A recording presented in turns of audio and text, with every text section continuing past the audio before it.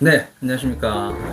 오늘 좀 약간 독특한 컨셉으로 왔는데요. 제가 요새 유튜브에 굉장히 진심이잖아요. 우리 구독자가 많지는 않지만 나중에 보세요. 이거 굉장히 커질 겁니다. 근데 제가 이 유튜브를 쓴 이유는 보니까 플랫폼으로서 그냥 이때까지는 소비자, 유튜브를 소비하는 그냥 소비자로서 있다가 우리 이 플랫폼을 활용해서 친구들하고 소통하고 부모님들하고 소통하니까 굉장히 큰 도움이 되는 것 같아요. 그래서 앞으로 제 인맥을 다 써서 유명한 사람들 다 모셔보도록 하겠습니다. 우선 첫 번째 우리 손님 초대석에 첫 번째 손님이 오셨습니다.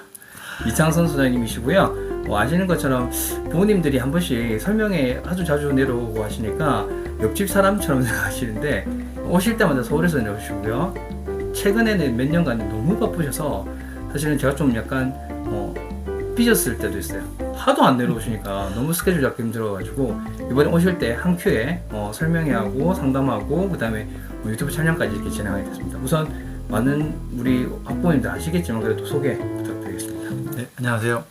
많이 배웠죠, 우리. 오늘 아침에 매번 내려왔지만 아침에 새벽에 내려와서 오늘 아이들 상담하고 그리고 오늘 되게 중요한 게 뭐냐면 유튜브 촬영이 제가 몇 번째일까요? 네, 오늘 처음입니다. 처음으로 유튜브를 찍는데 우리 FLP 원장님과 찍을 수 있어서 영광이고 저는 서울진로상담연구소 이창선 소장입니다. 반갑습니다. 막 네, 음악 들리겠죠? 예. 음악 같은 거 없어요.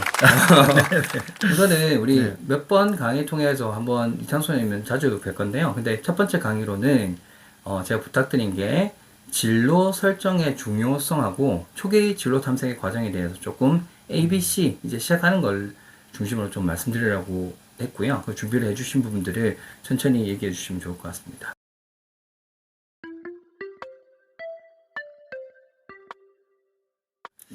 자, 요즘 의대가 증원이 된다는 얘기가 좀 많이 들리고 있는데 그걸로 인해서 좀 고등학교 아이들이 최상위권 아이들이 의대 쪽으로 많이 이동을 하려고 하는 것 같아요.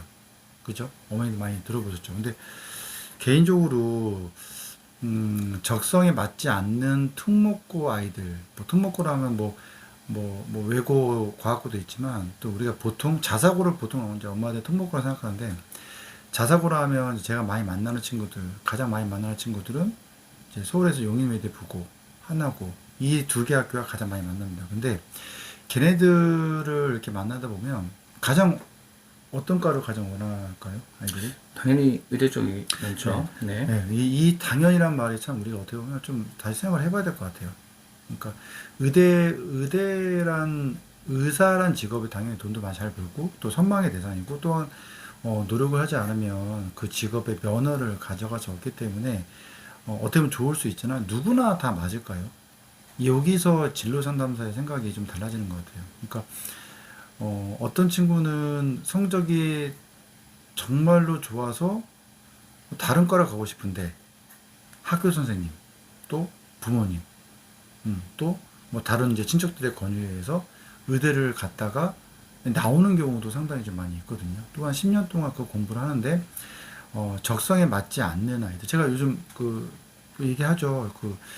우리 진로에서 보면 오늘 조금 이따 얘기하겠지만 이 성격적인 부분이 진로에 되게 중요한데 성격이 의대하고 안 맞는 애들이 좀 꽤 있어요. 어떻게 보면 100%뭐 이 성격이니까 이 의대를 안 맞는다. 뭐 이렇게 말할 수는 없어요. 근데 물론 저는 이제 다른 검사를 같이 보면서 얘가 이쪽이 적성이 아닌데 왜 이쪽으로 가려고 할까? 거의 대부분은 또 외부의 어떤 요인 누굴까요? 부모님이겠죠. 그것 때문에 갔는데 어떻게 원장님도 많이 그런 경우 많이 있지 않나요?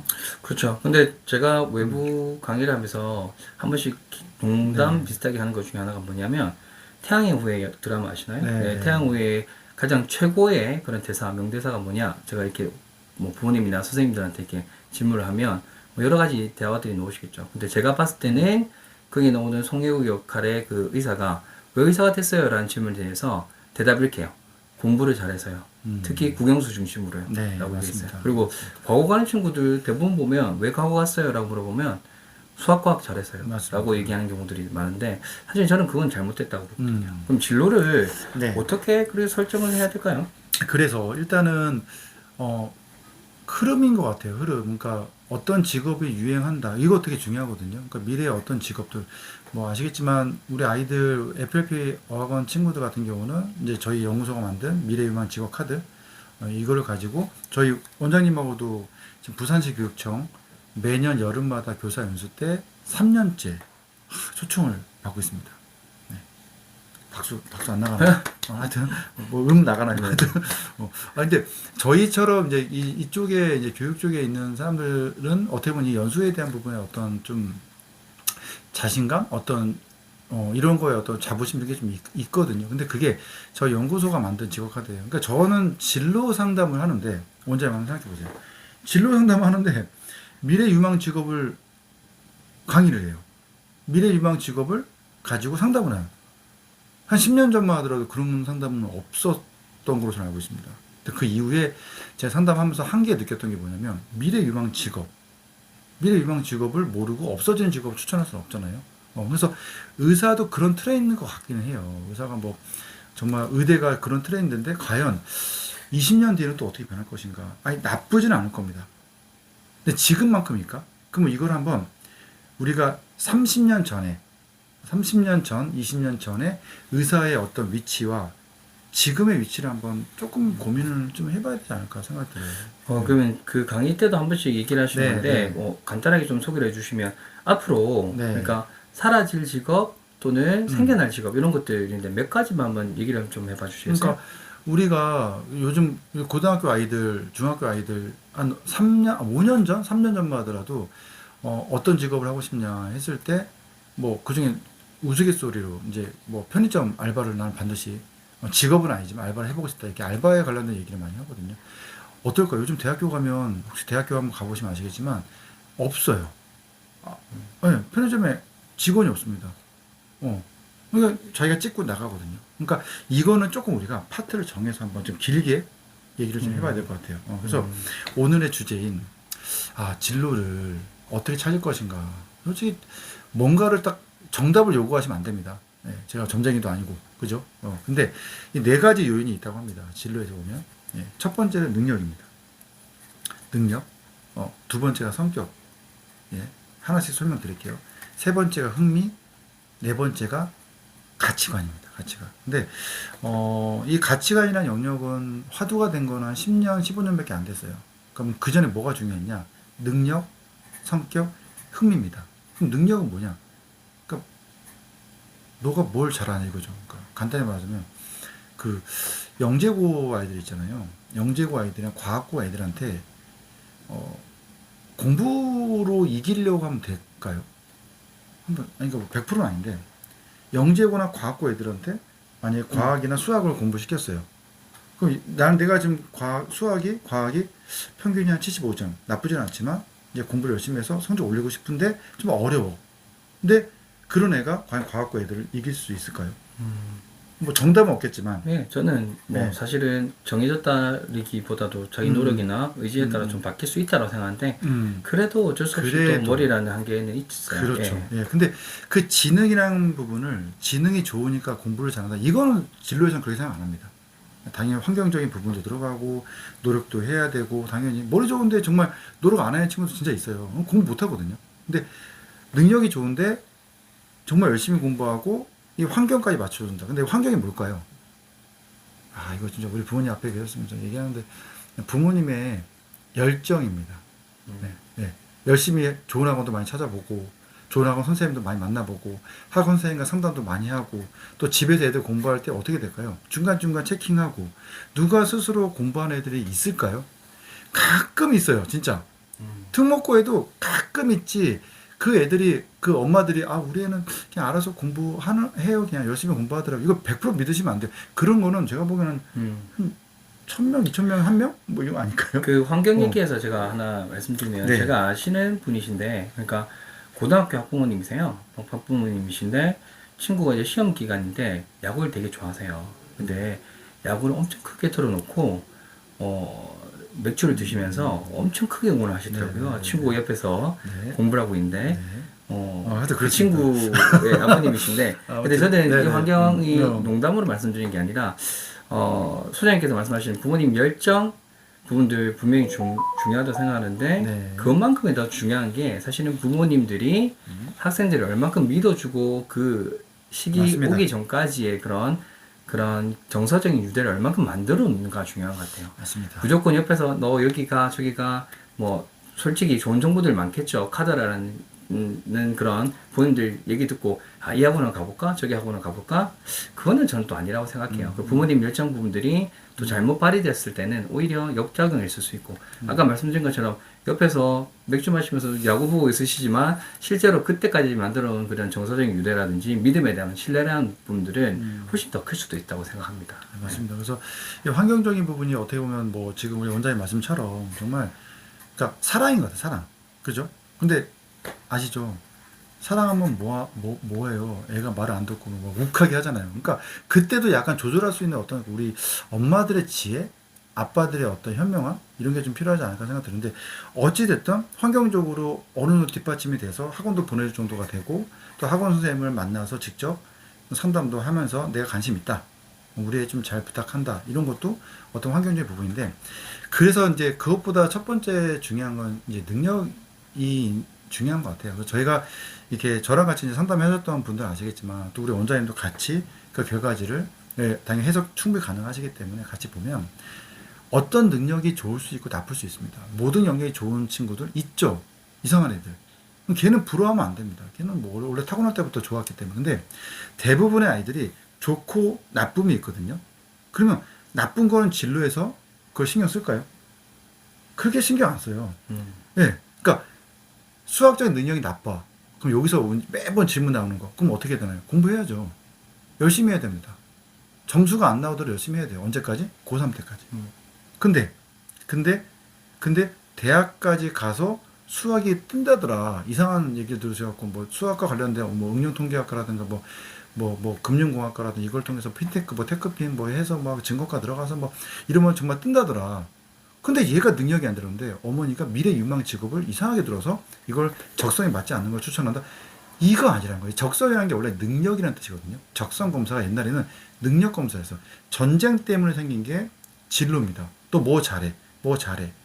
그게 적성인데 이 적성은 다른 말로 하면 능력이거든요. 그러니까 능력이 뭐가 잘한 것만 찾지 말고 실제로 뭐 잘한 것만 찾으면 좀 정말 우울하지 않나요?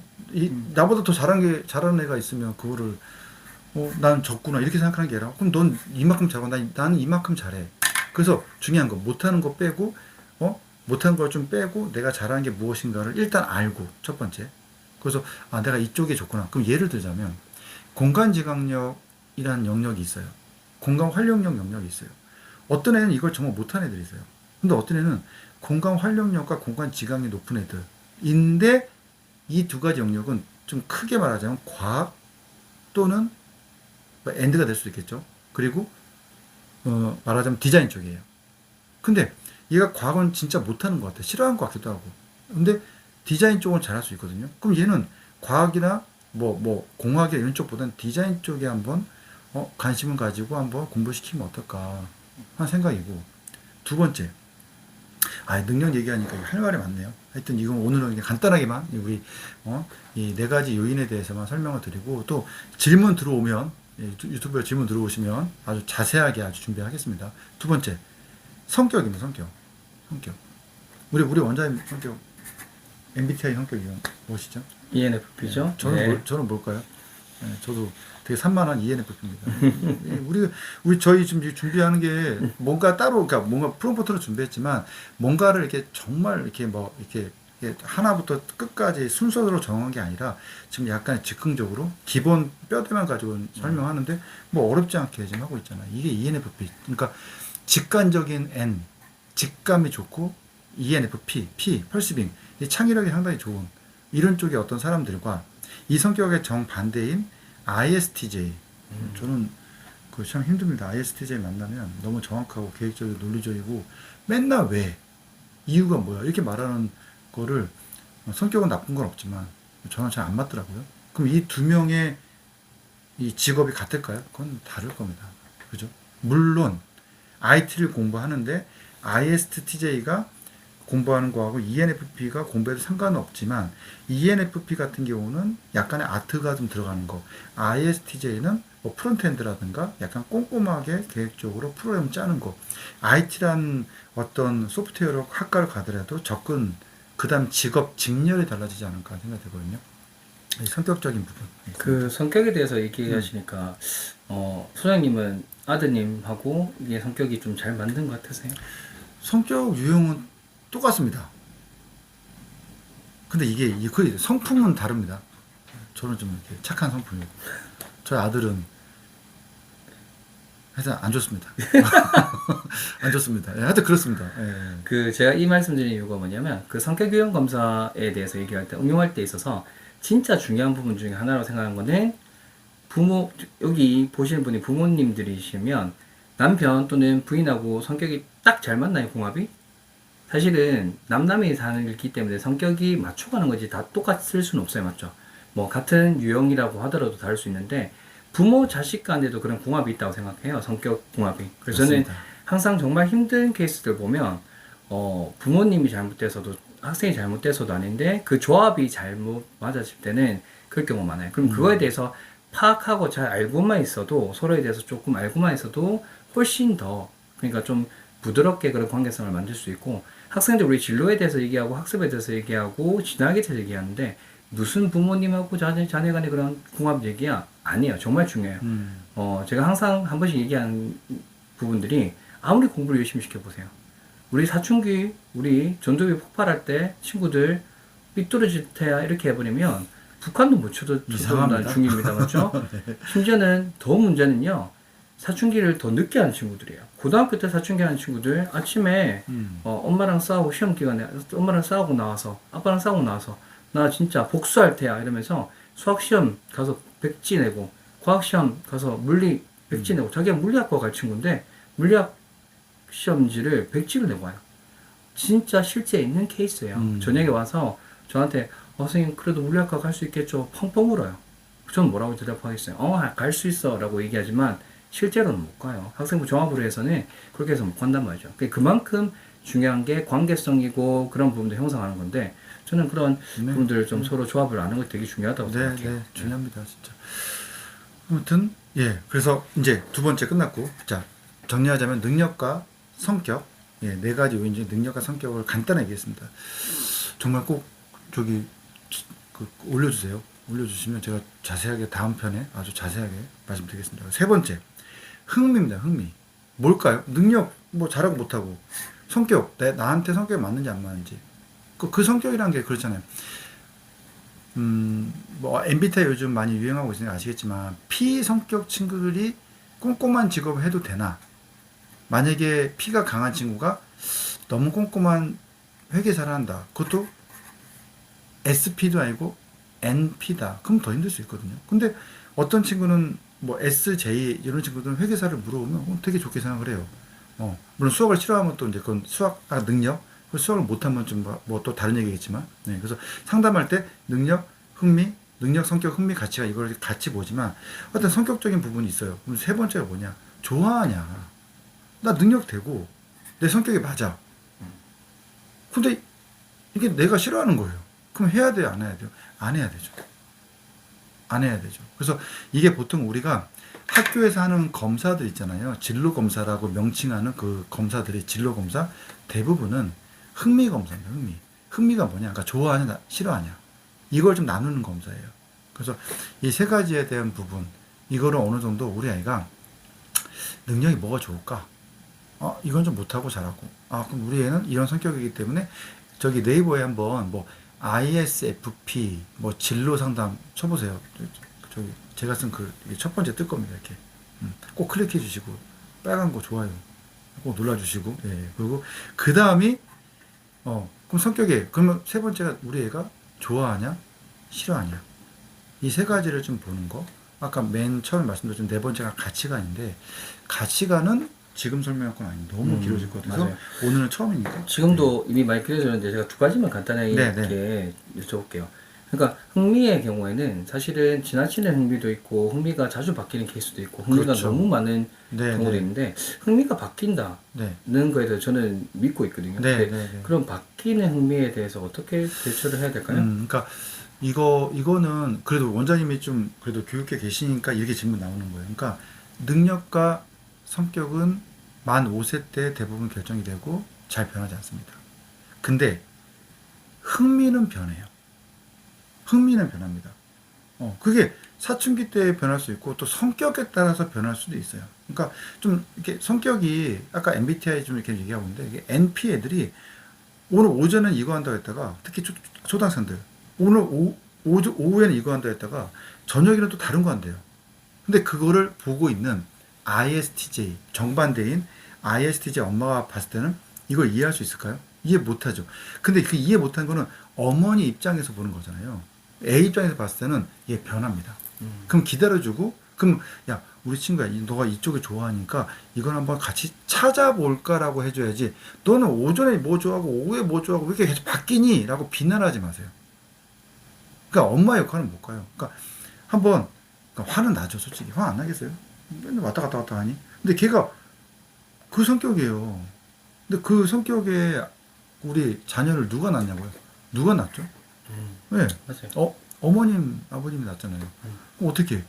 그럼 그걸 그냥 왜 비난보다는 아까 우리 원장님 되게 좋으신 말씀했는데 성격 얘기할 때 사랑, 네, 돌봐주고 도와주고 그때 이쪽 찾아보자 했더니 아닌 것 같다. 그러면 애가 좋은 진로 탐색 찾아봤는데 아니구나. 그럼 이거는 다시 한번 생각해봐야겠구나. 근데 그거를 계속 하지마 안 맞아 찾아보지도 않고 도와주지도 않으면서 해버리면 그 애는 반감만 생기죠. 그때 사춘기 때 폭발해버릴 수도 있습니다. 참 쉽지 않은 것 같아요. 마지막으로 제가 네, 한게 네. 좀 아까 그 깨알로 이렇게 홍보를 해주셨는데 블로그 네. 소행 블로그 맞아요. 글 되게 많이 올라와 있기 때문에 미래 유망주종이든 그런 성격이든 네. 한번 보시면 좋을 것 같은데 그거 말고도 실제로 진짜 간단히 좀 탐색해 볼 수 있는 네. 도구라든지 뭐 사이트라든지 이런 네, 것좀 네, 네. 그러니까 저 같은 경우는 그 워크넷에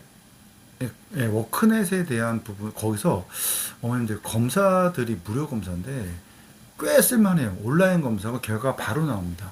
근데 그거를 아이들과 한 번 정도는 그러니까 1년 적어도 1년 한 번 정도는 워크넷 들어가서 무료 검사니까 한번 해보세요. 해보시고 거기 나오는 거를 한번 이렇게 읽어만 봐도 우리 엄마가 우리 아빠가 나의 진로에 대해서 같이 찾아보는구나.